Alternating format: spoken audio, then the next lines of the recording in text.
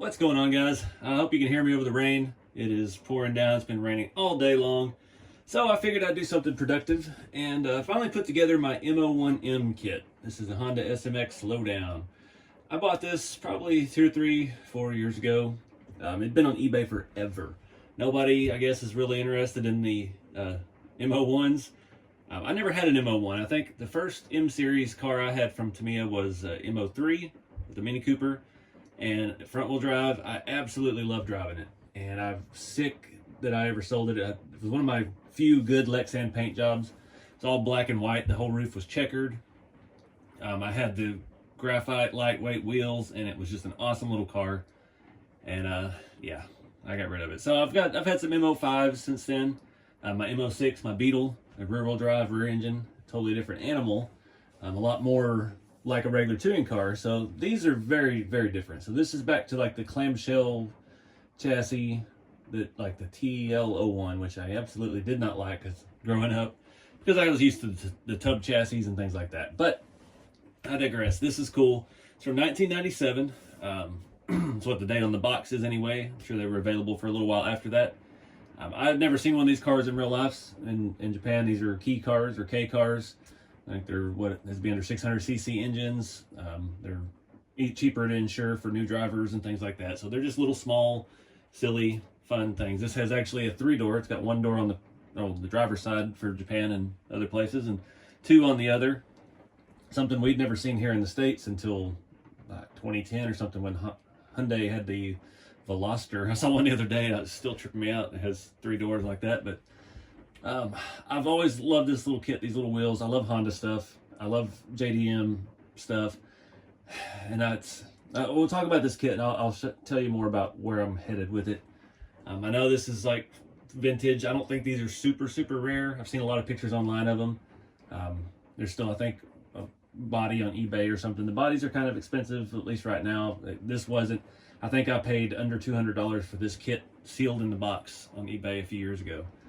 So let's talk about some of the unique features of this chassis. The biggest party trick is the suspension. So we have a single shock front and rear. It's not oil filled, of course. It's just a greased little thing with a spring. Each one of these brackets here has a little pigtail spring, and these brackets clamp it to the A-arm, and then the other half goes up against the gearbox. And it's actually the bolt, or the long shaft that holds the lower control arm on, keeps that captive. It's pretty wild, and they're different. They're strung differently so that they're opposing and they're in the right position, I guess you'd say. Really wild. I never knew that about the spring. I remember the shocks being sideways, and that always kind of weirded me out. I'm like, how would that work? It would flip side to side. And that makes sense. It's got a secondary spring system. So I'm hoping this doesn't cause us too much trouble when we go to lower it, which you know we're going to do.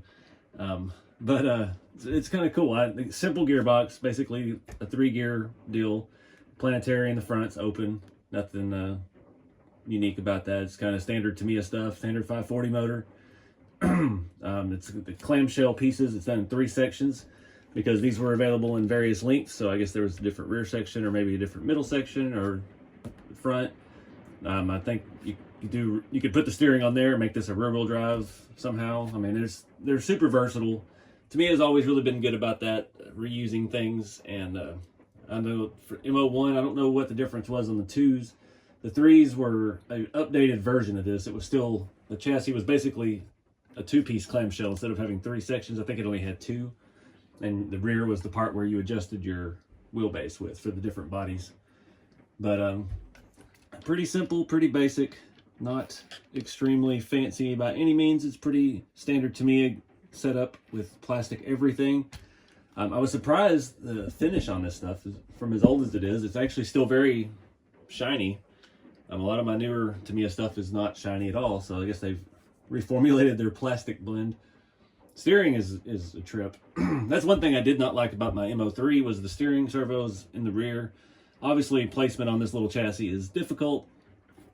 This tiny little linkage here. It was better on the MO3 than it is on this one, but it's still funky. And these don't really have, it didn't say to lubricate these plastic shafts that our turnbuckles set on. So, we'll see. But yeah, this has cool little wheels too. I always like the M series stuff. I've got some aftermarket stuff that we'll talk about here in a minute. So I've got all my spare parts put up, all the stuff we didn't use, like antenna holders and extra servo horns and the original grease. I like to save the bag things on the original stuff. Just throw it in here, throw it back in the big box, and yeah, leave it for the future.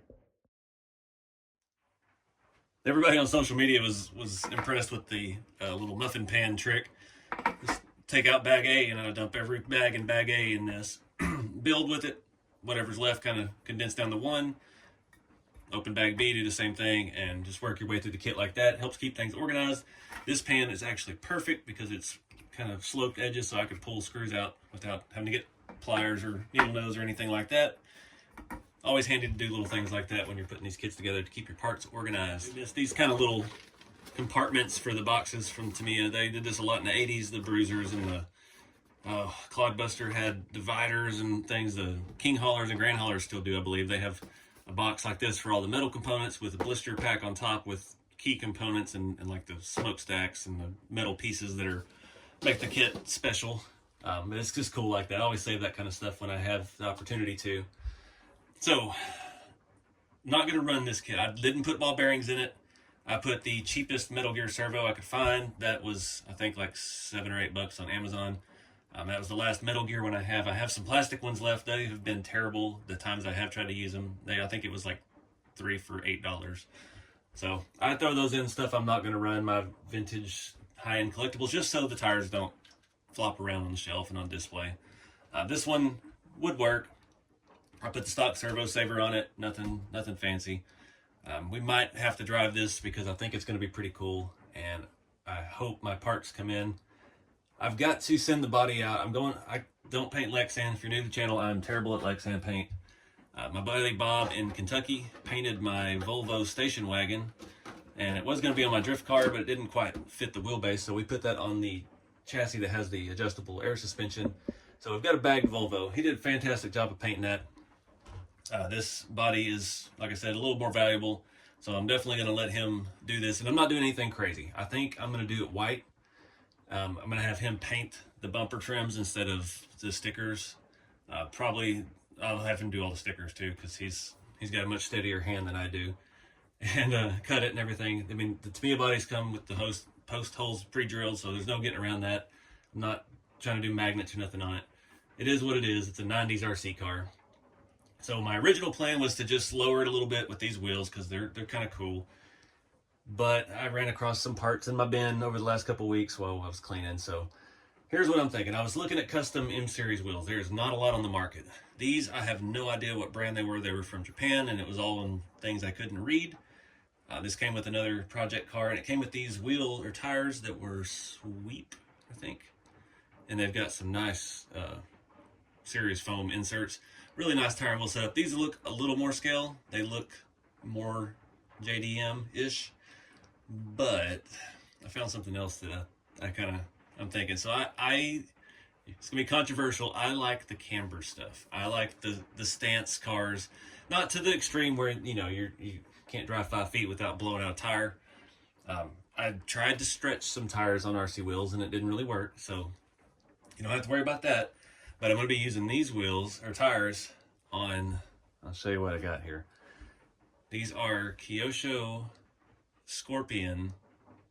They're about a 155. They're a little wide, but I don't know. I love those oddball JDM things. This is a K car, so it's going to have a little wheel, and we're going to add a little camber to this. We're going to lower it down as low as we can, and hope it still turns. I'm thinking this is the route I'm going to go. So I've got a couple hurdles to overcome. One, obviously the wheel is too wide. I tried to stretch the tire. No way.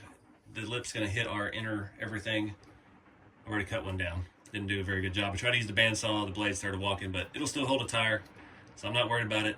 Second problem, there's no 12mm hex.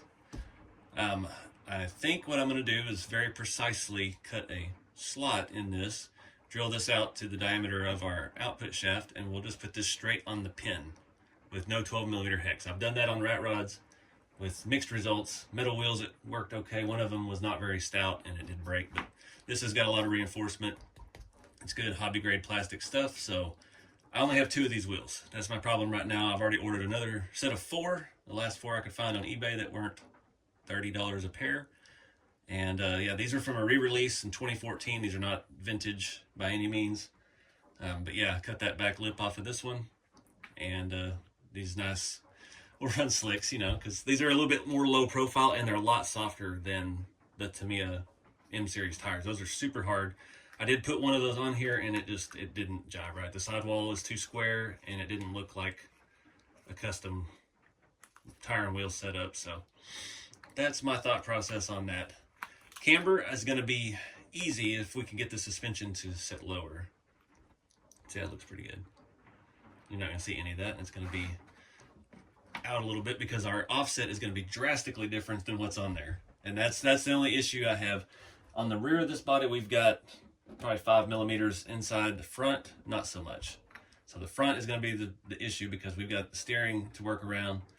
The steering is very close to the back of the tire as it is. So these are going to stick out quite a bit past that, and we got to get a decent angle on it. Something about like so.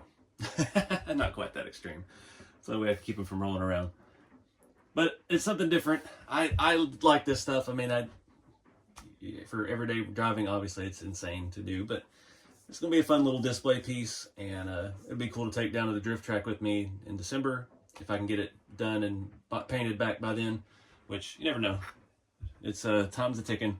I've still got to finish a drift car and learn how to drift before I go down there. So I've got a lot on my plate, but I'm going to wrap it up, guys. These Tamiya kits are so much fun to build. This just takes me back to when I was a kid. It's super simple, but it's a really neat design. It's really, there's a lot of thought and engineering that go into it. And yeah, it's just a cool little car. The M Series stuff is super fun to bash around on and do little parking lot races with your buddies and things like that. And they're cheap. Get your kids one, get you one, and just go out and have a good time with them, man. The M05 front wheel drive, it's a totally different experience driving. It's a better version of this chassis, basically. I wouldn't ever recommend to get an M01. They're rare and old now, but M06 is like just a miniature touring car now, pretty much. I've got an M07, I think. Is it? Yeah, I've got an M07 concept chassis to put together. I've had it for about a year now, too, and I've not seen anything past the M06, so I don't know what to expect with that. I believe it's front-wheel drive also, but I think it's a whole different animal. The concept and the 8, and I think there's even an M09 now. They've gotten pretty extreme with all of that, so this is just good basic fun. M05s are good and cheap. I think you can still get new M05s, and yeah, get out and bash around, have some fun. But I appreciate you guys watching. I guess this will be a Tamiya time video. I was bored, raining all day, like I said, and I just wanted to put something together. And snowballs, here we go. So stay tuned. We'll pick this back up once I get the body back and start looking at doing silly stuff with it. Until next time, guys, get out there and enjoy the hobby. Keep it scale, and I'll see you in the next video.